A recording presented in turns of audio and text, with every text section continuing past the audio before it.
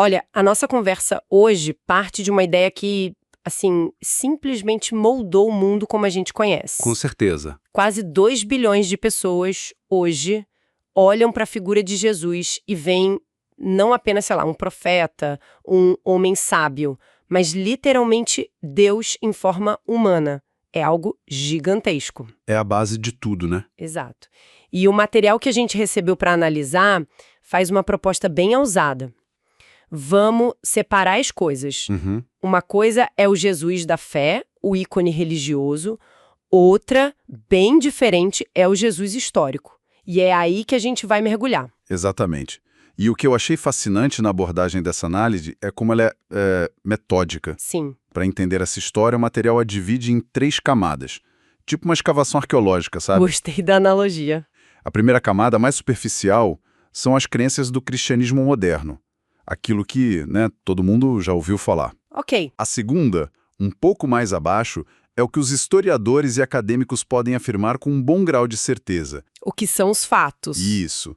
E a terceira, a mais profunda e talvez a mais surpreendente, é o que textos antigos, que ficaram escondidos por séculos, revelam sobre o que podem ter sido os ensinamentos originais dele. Perfeito.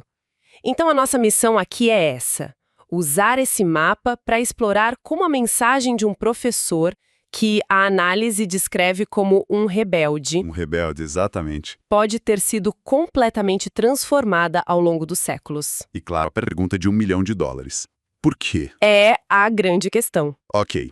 Vamos começar pela camada mais de cima, a mais familiar. A maioria das denominações cristãs, como o material aponta, compartilha algumas crenças centrais. Uhum. A primeira, claro, é que Jesus é o Filho de Deus, e também o próprio Deus, parte da Santíssima Trindade. O dogma principal. A segunda é que a morte dele na cruz foi um sacrifício pelos nossos pecados para nos salvar. E a terceira é que ele vai voltar um dia, no juízo final. E tem um detalhe aí que essa análise destaca como sendo um ponto de virada, algo que, diferencia o cristianismo da maioria das outras grandes religiões. Qual? A salvação, nessa visão dominante, não depende tanto do que você faz, das suas boas ações, Ah, sim. mas fundamentalmente do que você acredita. A fé em Jesus como Salvador é a chave. E isso tem uma consequência enorme, né? Enorme.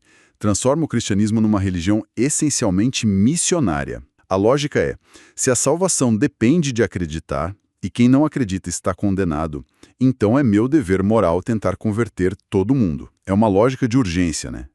Ok, essa é a imagem que a maioria de nós tem. Mas quando a gente tira a camada da fé e pergunta para os historiadores o que a gente sabe de verdade, aí a coisa muda. Muda muito. A lista de certezas, segundo o material que a gente tem, é surpreendentemente curta.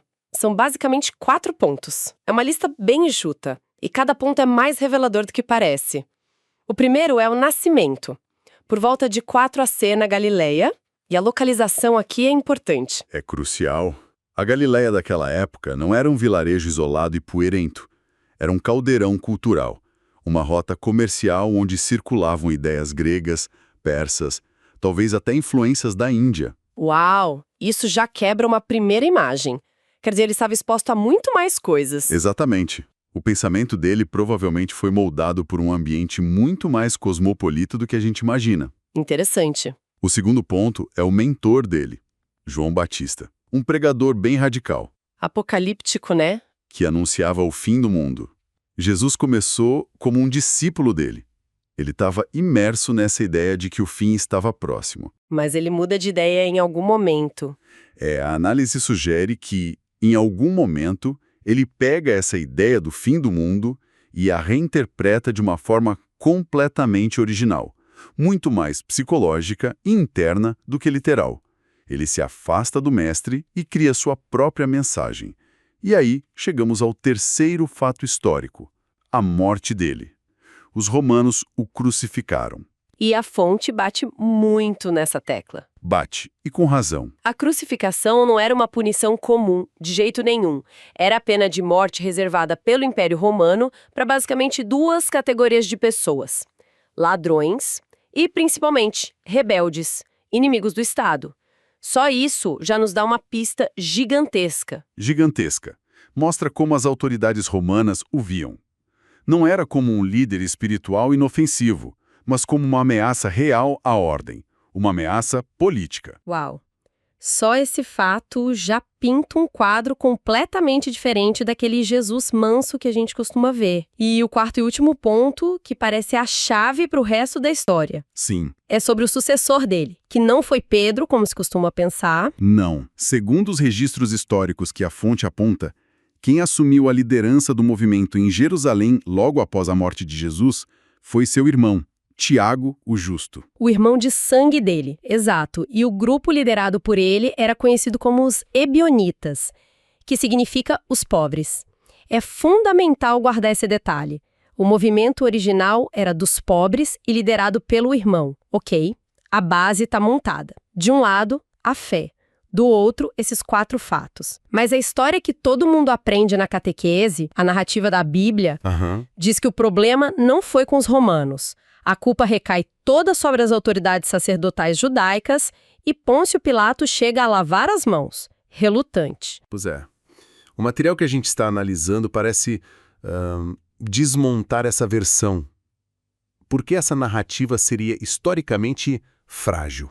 O argumento aqui é que quando a gente olha o contexto da época, essa narrativa simplesmente não bate. Não se sustenta. Não. Por alguns motivos que, juntos, são muito fortes. O primeiro é a própria cultura judaica do período. O judaísmo não era um bloco monolítico. Era um campo vibrante e, às vezes, barulhento de debate entre seitas.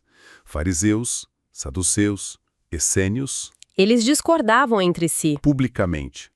Sobretudo, a discordância teológica era a norma, não um motivo para a pena de morte. Ah, então ter uma interpretação diferente da lei não era, por si só, uma heresia que levaria à execução. Era parte do jogo. Exatamente.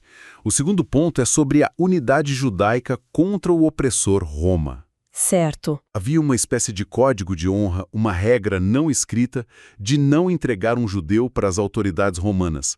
A ideia de que as lideranças judaicas entregariam um dos seus para ser executado pelo inimigo era, segundo a análise, algo quase impensável. Seria quebrar uma regra fundamental de sobrevivência da comunidade.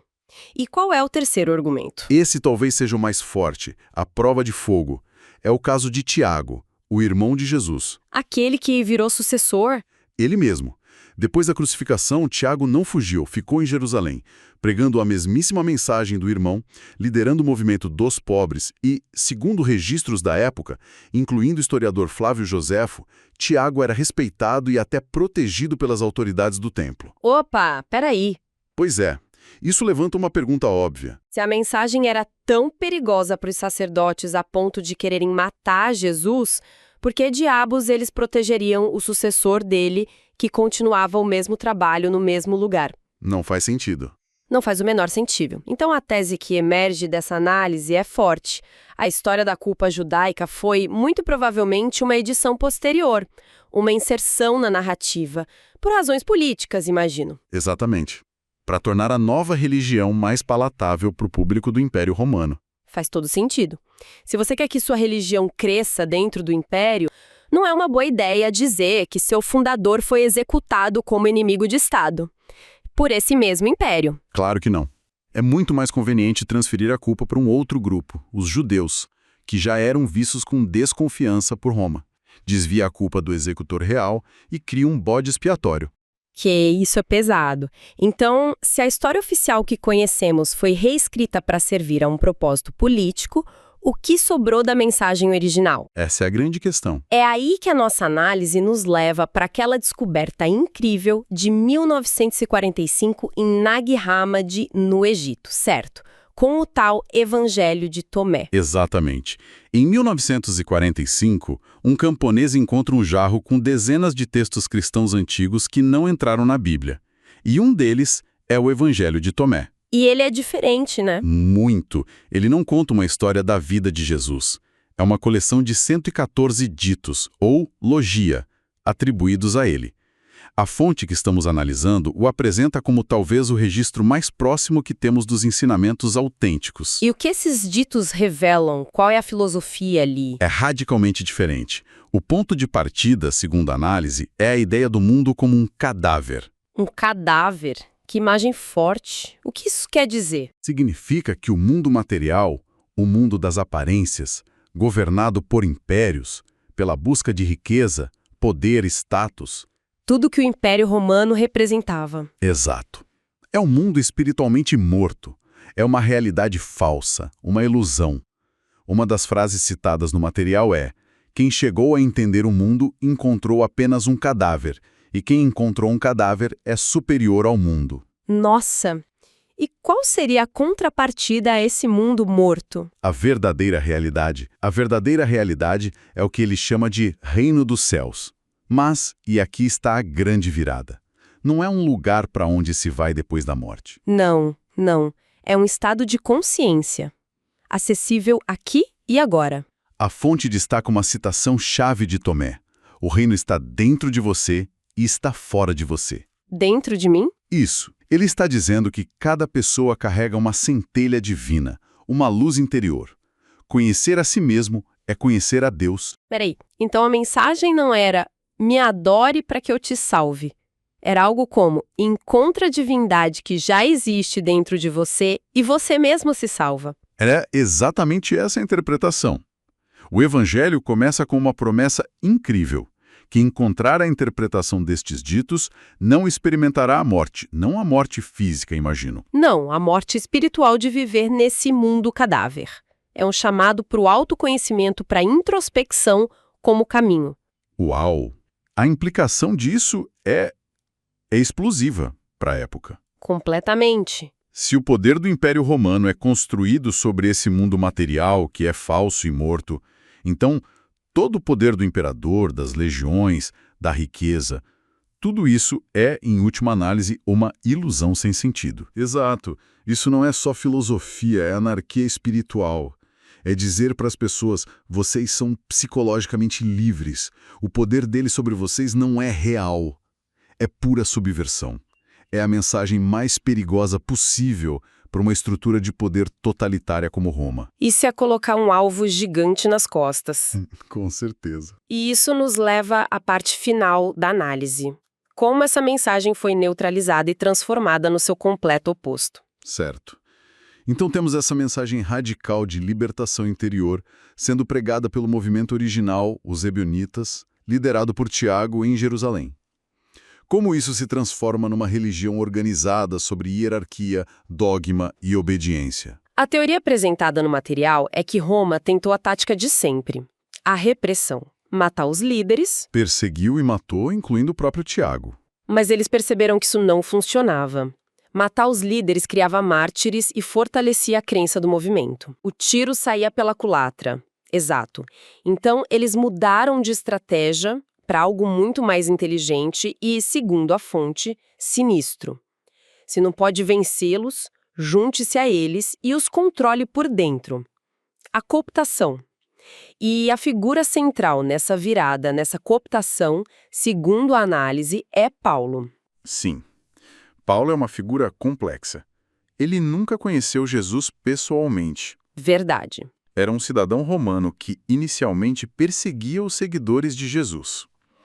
Após sua famosa conversão, ele começa a pregar uma versão da mensagem que era fundamentalmente diferente daquela do grupo de Jerusalém. Diferente como, em vez de autoconhecimento e da centelha divina interior, a mensagem de Paulo focava em 3 pilares. A salvação vem unicamente pela crença em Jesus como divindade, Jesus morreu para pagar pelos nossos pecados e a importância da obediência às autoridades terrenas. Obedeçam às autoridades, pois toda autoridade vem de Deus. Essa é a mensagem perfeita para um império que quer manter a ordem, não é? É a versão ideal. É uma mensagem que não ameaça o status quo. Pelo contrário, o reforça. E, segundo a tese, foi essa versão pró-império do cristianismo que começou a se espalhar. E o golpe de mestre veio quando? No século IV, com o imperador Constantino. Ele adota essa versão como religião oficial do império. E no famoso Concílio de Nicéia, é o poder imperial que decide quais textos entrariam na Bíblia E quais seriam queimados, como o Evangelho de Tomé. Exatamente. Eles solidificaram a narrativa que divinizava Jesus e culpava os judeus de uma vez por todas. Peraí, vamos parar e entender o tamanho do que está sendo dito aqui. A conclusão que a fonte nos leva até é gigantesca. Não é só que a mensagem foi alterada com o tempo. Não. A tese aqui é que a própria instituição da igreja, como a conhecemos, não foi uma continuação do movimento de Jesus, mas sim uma ferramenta criada e moldada pelo Império Romano para neutralizar a mensagem original dele. Exatamente. É uma inversão completa.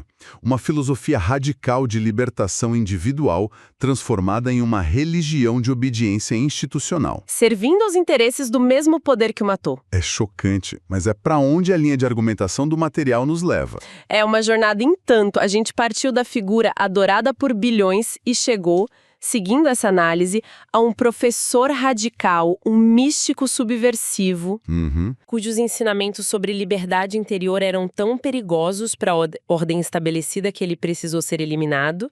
E não só isso, sua mensagem teve que ser reescrita. E a fonte conclui de uma forma muito poderosa, trazendo essa reflexão para o presente.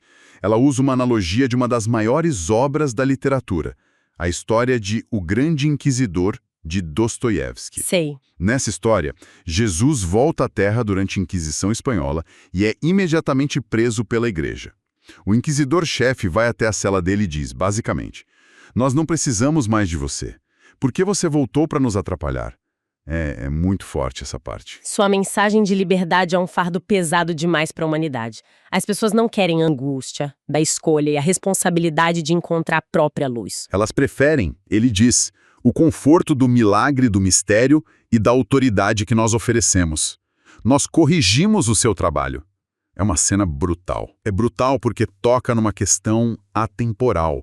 Será que as pessoas realmente querem o fardo da liberdade espiritual e da responsabilidade individual que essa mensagem original de Jesus, segundo a fonte, propunha? Ou será que é a segurança de uma instituição, de uma ideologia, de um líder que diga o que fazer, no que acreditar e quem culpar é, no fim das contas, mais atraente? Exato.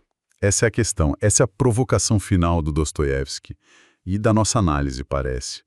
Se o ponto central era encontrar a luz interior e não seguir uma externa, a questão que fica ecoando é, hoje, num mundo lotado de instituições, gurus, ideologias, algoritmos, todos afirmando ter as chaves do reino, ter as respostas. Como uma pessoa sequer começa a busca por essa luz interior? E o que significa de verdade confiar nela acima de tudo? A tese é que a figura que realmente moldou a religião como a gente conhece hoje não foi Jesus, mas sim Paulo de Tarso.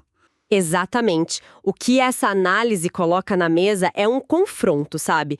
Um confronto direto entre duas figuras e duas mensagens que são radicalmente opostas. Totalmente opostas. De um lado você tem Jesus, que é pintado aqui como um místico, um poeta. A mensagem dele era sobre encontrar uma centelha divina dentro de cada um. Do outro lado, Paulo. Ele é apresentado como o arquiteto, o gênio, que pegou essa mensagem e construiu em cima dela uma das instituições mais poderosas da história. Vamos investigar como essa transformação teria acontecido? Certo, vamos começar a desembrulhar isso porque a premissa inicial já é bem forte. A mensagem de Jesus, segundo esta fonte, era essencialmente sobre autoconhecimento, sobre libertação, ativar essa tal centelha divina interior. Significava que a pessoa não precisava de intermediários, de padres, de templos. E claro, isso era dinamite pura para a ordem estabelecida, né? Pura dinamite. Pensa na economia do Império Romano. Ela era quase que inteiramente baseada na escravidão. Uma filosofia que diz para cada indivíduo, inclusive para os escravos, que eles são fundamentalmente livres e divinos. Isso não é só uma heresia religiosa, é uma ameaça econômica e política direta. Total. A análise argumenta que uma ideia tão perigosa assim não podia ser ignorada. Precisava ser contida, neutralizada, ou, como a fonte diz, aprisionada. E é aí que entra o Paulo. A fonte descreve ele não como um apóstolo, mas como um sofista, um mestre da retórica grega. Alguém que entende que a linguagem não só descreve a realidade, mas que ela constrói a realidade. E ele teria realizado o que o material chama de o maior truque de todos. Um truque que mudou o curso da história. A manobra foi sutil, mas transformadora. Deslocar o foco das palavras de Jesus para a pessoa de Jesus. Ah, A mensagem original, segundo a tese, era algo tipo: repita minhas palavras, vive essa poesia e você se liberta. A mensagem de Paulo virou outra coisa. Virou: acredite que Jesus morreu por seus pecados e você será salvo. uau, espera aí, isso muda tudo. O poder sai da mão do indivíduo, da experiência interna dele, e vai para quem controla a imagem e a história dessa figura externa, o Salvador, a agência transferida. Exatamente. A fonte contrasta as duas ideias de forma muito clara. A mensagem de Jesus seria: você só pode salvar a si mesmo. A de Paulo: você não pode se salvar, Jesus veio para te redimir. São vetores completamente opostos, entende? Entendi. Um aponta para dentro, para a autonomia, E o outro aponta para fora, para a dependência de uma figura e, por extensão, da instituição que a representa. certo? Então, a mensagem original foi aprisionada. Mas como se substitui uma ideia tão poderosa? Não basta só proibir, tem que oferecer algo em troca, algo talvez até mais atraente. Qual foi a estratégia de Paulo, segundo a análise? A estratégia descrita é a de um arquiteto brilhante. Ele não inventa do zero. Em vez disso, ele sintetiza os elementos mais poderosos de 3 grandes culturas da época. E com isso, ele cria algo novo e incrivelmente eficaz. Ele pega um ingrediente da cultura judaica, um da grega e um da romana. Como um chefe montando um prato com os melhores ingredientes que ele tem à mão. Qual foi o primeiro? O elemento judaico. Ele se apropria da profecia judaica mais potente, a vinda do Messias, só que ele subverte completamente.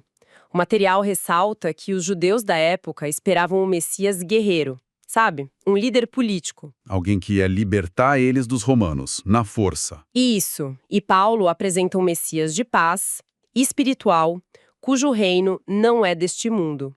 Na prática, isso pacificava qualquer instinto revolucionário. A mensagem vira: não resistam aos romanos, deem a César o que é de César e esperem a recompensa no céu. É politicamente muito conveniente para o status quo. Ok, faz sentido. Uma neutralização da ameaça. E o segundo ingrediente, o grego. A fonte menciona as escolas de mistério. O que eram exatamente? As escolas de mistério eram, assim, uma parte importantíssima do mundo greco-romano. Eram cultos secretos, tipo os de Dionísio, Mitra, Ísis, que prometiam salvação e vida após a morte para os seus iniciados. Através de rituais e conhecimentos ocultos. Exato.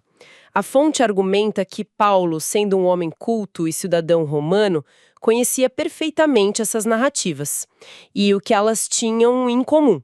Muitas vezes, um Deus que nascia de uma virgem morria de forma violenta e depois ressuscitava. Ah, então ele teria usado essa fórmula, que já era familiar e popular, para vender a história de Jesus para um público não judeu. Um público que já estava acostumado com essa ideia. Mas a conexão mais profunda, segundo a análise, está no ritual central. Muitos desses cultos, especialmente os dionisíacos, envolviam uma refeição ritual onde os seguidores acreditavam estar consumindo o corpo e o sangue do seu Deus, para se unirem a ele. E a fonte liga isso diretamente com a Eucaristia. Um paralelo direto. O ato de comer o corpo e beber o sangue é apresentado aqui como uma técnica para anular a individualidade, para fundir a pessoa ao coletivo, ao corpo de Cristo, que é a própria igreja. Ok, então temos a base judaica com o Messias e a fórmula grega de morte e ressurreição. Mas a fonte diz que o sistema operacional que fez tudo isso funcionar de verdade veio de um terceiro lugar, e esse é talvez o mais surpreendente de todos: a própria Roma. Sim, e especificamente a estrutura social mais fundamental de Roma, o pater familias. O pater familias era basicamente CEO e dono absoluto de uma corporação familiar, onde filhos, netos, escravos eram todos funcionários, sem direitos, subordinados a ele. É uma ótima analogia. O pater-famílias tinha poder de vida e de morte sobre todos na casa dele. Era um modelo de poder absoluto. E a fonte diz que Paulo pega esse modelo de negócio e de controle social e aplica na religião. Copia e cola. Perfeito! A hierarquia da igreja que surge é essa cópia. Deus é o patriarca supremo, o bispo é o pater-famílias local, os padres são como os filhos leais e os fiéis são como os escravos da casa devendo obediência total. Isso é impressionante. Porque a estrutura já era familiar e aceita pela elite romana. Não era preciso inventar um sistema de gestão novo. Era só aplicar o que eles já conheciam. Exatamente. A adoção foi quase que instantânea para quem já operava nesse sistema. Essa fusão de elementos é genial do ponto de vista estratégico. Mas a grande questão é: por que esse modelo se tornou tão dominante? O que ele oferecia de tão especial para os poderosos de Roma, para os patriarcas? Era uma proposta de valor irrecusável. Um verdadeiro upgrade no modelo de negócios deles. A análise destaca algumas vantagens claras. A primeira e mais óbvia: tornava os escravos imensamente mais dóceis. E mais produtivos. A motivação muda. Drasticamente. Não era mais trabalho para não ser açoitado.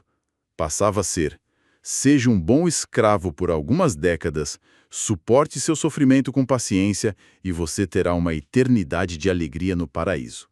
Isso transforma a gestão de pessoas. Muda completamente o jogo. E a fonte aponta uma segunda vantagem, que é ainda mais sutil. Transformava a autoridade material do patriarca em autoridade espiritual. E isso é muito mais seguro, né? Uma coisa é se rebelar contra seu mestre, o dono da terra. Outra, completamente diferente, é se rebelar contra o representante de Deus na terra.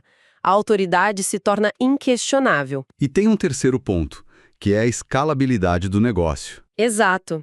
Escalabilidade. Como assim? Para expandir seu poder, um patrício romano precisava comprar mais terras, mais escravos. Era caro, era lento. Com este novo modelo, em vez de comprar escravos, bastava converter pessoas. A conversão é gratuita. O crescimento se torna exponencial, viral. O império se expande não mais pela espada, mas pela palavra. A fonte até sugere algo ainda mais profundo, que enquanto as massas praticavam o cristianismo de Paulo, a elite, em segredo, continuava com seus cultos de mistério originais, mantendo uma estrutura de poder de 2 níveis. Isso nos leva a uma parte bem provocadora da análise. A fonte levanta o que chama de os 3 mistérios de Paulo, que soa quase como um caso de detetive. E é apresentado exatamente assim.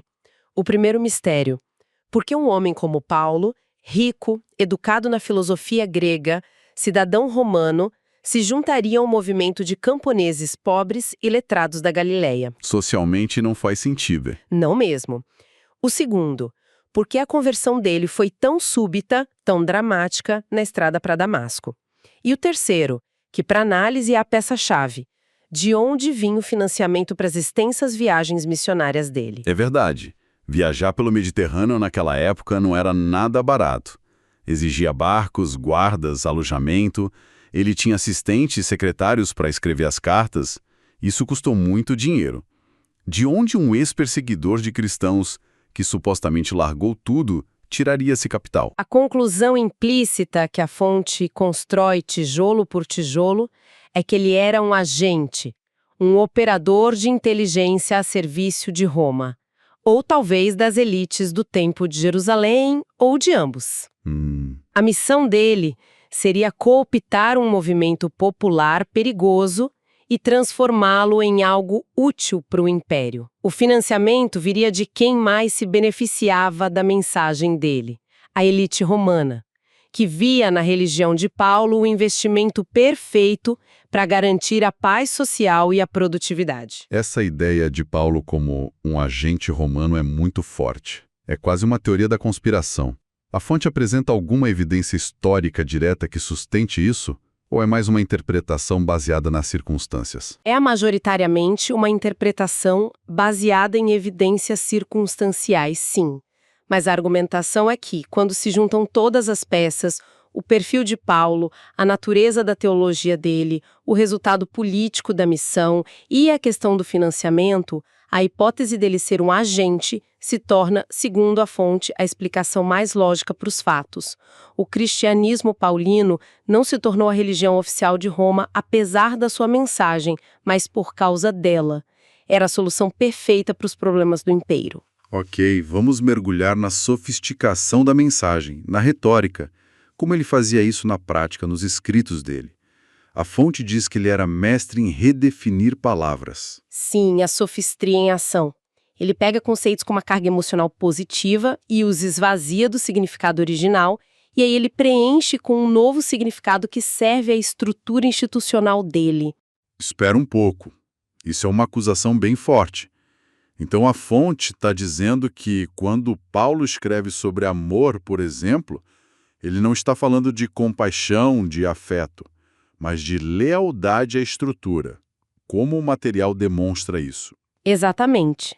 A análise aponta para passagens específicas, como nas epístolas, onde a submissão e a obediência da esposa ao marido, do escravo ao mestre, do fiel à igreja são enquadrados como atos de amor. O amor a Cristo se torna sinônimo de obediência à hierarquia da igreja. O foco é deslocado de um sentimento humano universal para uma obrigação institucional. Outro exemplo que a fonte dá é o da liberdade. A mensagem original seria: a verdade vos libertará. Mas Paulo inverte isso de uma forma chocante. Uma inversão completa. Ele diz em Romanos algo como: antes vocês eram escravos do pecado, mas agora, libertados do pecado, se tornaram escravos da justiça. Ou, em outras passagens, escravos de Cristo. Ele pega a palavra liberdade, que tem um apelo imenso, e a redefine como uma nova forma de escravidão, só que voluntária e ao mestre celestial. É retoricamente genial e, ao mesmo tempo, profundamente controlador.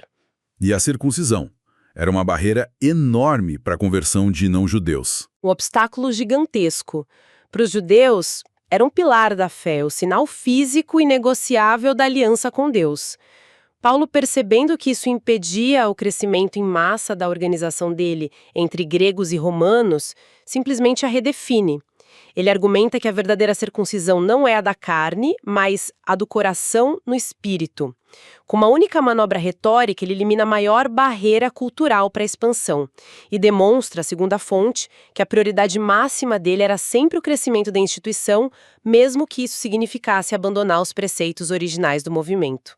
E séculos depois, essa estrutura de pensamento é solidificada por Agostinho. Como ele entra nessa história? Agostinho é apresentado como o filósofo que cimentou a estrutura teológica de Paulo. Ele sistematiza a doutrina do pecado original, a ideia de que todos nós já nascemos corruptos e maus. E ele define o orgulho como o pecado supremo. Mas o que é o orgulho para Agostinho, segundo esta análise? É querer ser como Deus. É confiar na própria intuição, na própria razão, naquela centelha divina de que falava a mensagem original. A consequência lógica disso é devastadora para a autonomia individual. Completamente. Se você é inerentemente mau e sua intuição é orgulho pecaminoso, então você não pode, em hipótese alguma, confiar em si mesmo. A única salvação possível é abandonar o próprio julgamento e entregar sua vontade à única instituição que tem a conexão com o divino, a Igreja. A autoridade individual é totalmente aniquilada e transferida para a instituição. O sistema de controle está completo. Ok, isso é muita coisa para processar. Vamos recapitular. A análise que exploramos hoje posiciona Paulo não como um simples apóstolo, mas como estrategista-chefe e fundador da Igreja Católica. Um arquiteto que usou a profecia judaica, a mitologia grega e a estrutura de poder romana para criar uma instituição perfeitamente alinhada com os interesses do império. Exatamente. A tese é que o cristianismo que conhecemos é menos uma revelação espiritual de Jesus e mais um sistema de engenharia social, um sistema meticulosamente construído por Paulo, projetado para controle, obediência e expansão. E a narrativa vai além, ligando essa estrutura de poder e as famílias que a controlavam diretamente a dinâmicas que, segundo o material, persistem até hoje. Uma mensagem que supostamente dizia para buscar a verdade e a salvação dentro de si mesmo. Do outro, uma que diz que a verdade e a salvação só podem ser encontradas através da crença em uma figura externa e da obediência a uma instituição. Isso levanta uma questão provocadora que transcende a própria discussão religiosa, né? Em nosso mundo atual, sobrecarregado de informações, de ideologias e sistemas de crenças competindo pela nossa lealdade, como podemos distinguir entre uma mensagem que nos capacita a pensar por nós mesmos e uma que sutilmente nos organiza para servir a um propósito maior que talvez não seja o nosso?